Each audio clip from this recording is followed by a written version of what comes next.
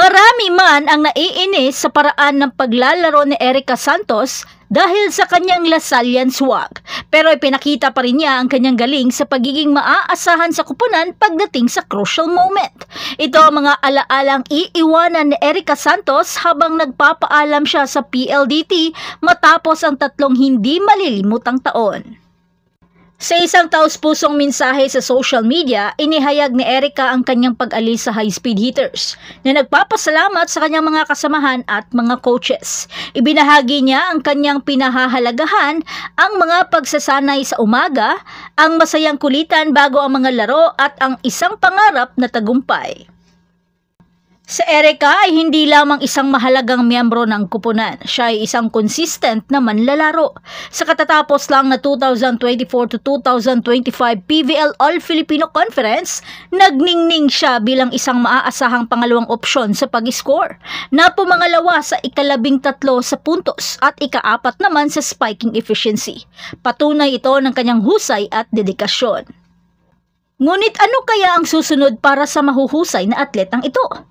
Nahaharap ngayon ang PLDT sa isang hamon dahil ang pag-alis ni Erica ay nag-iiwan ng malaking puwang sa kanilang hanay. Bagamat mayroon silang mga promising na batang manlalaro at ang pagbabalik naman ni Kiana D, mamimiss ang karanasan at consistent na pag-score ni Erica.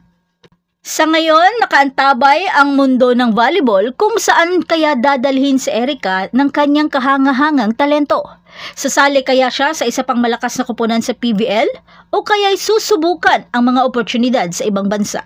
Hintayin na lamang natin ang takbo ng panahon, pero if ever man na sa PVL siya mapapadpad, sa tingin ko, bagay siya sa Galleries High Risers dahil mukhang kulang sila doon ng firepower. Ano sa tingin niyo? Gayunpaman, isang bagay lang ang tiyak. Malayo pa ang mararating ni Erica Santos. Ang mahusay na atletang ito ay may maliwanag na kinabukasan. Marami pa rin ang kukuha kay Santos dahil sa angking galing ng kanyang ipinakita sa PLDT. Isa si Erica Santos sa mga bangko ni Coach Ramil noon sa Lasal na di masyadong nagamit pero may angking galing. Kaya hindi pa man tapos ang kanyang playing years ay lumipat agad ito sa PVL upang makipagsapalaran sa mundo ng Pro League. At hindi naman niya tayo binigo dahil binigyan tayo ni Erica ng isang malakas na laban. Sa ngayon, ang napapabalita ng umalis sa kanyang kupunan ay sina Tagsip, Delerio, Gonzales at Jinko sa kupunang Farm Fresh at wala pang napapabalitang saan silang kupunan mapapadpad.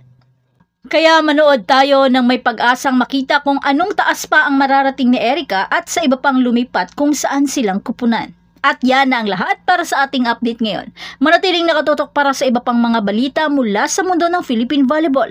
Huwag kalimutan mag-like, mag-subscribe at i-spike ang notification bell para hindi ma-miss ang mga susunod na video. Hanggang sa muli, patuloy na mag-spike at mag-dig sa ating channel.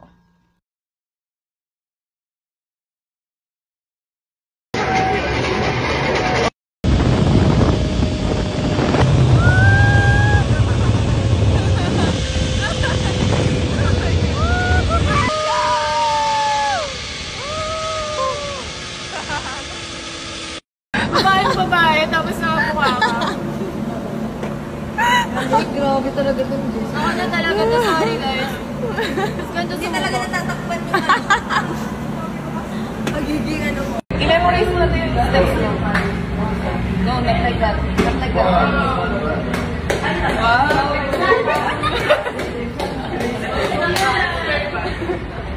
Mamaya. May gano'n na yun. I-buster mo ito ah. Actually, ate, kasi ganun yung Yan!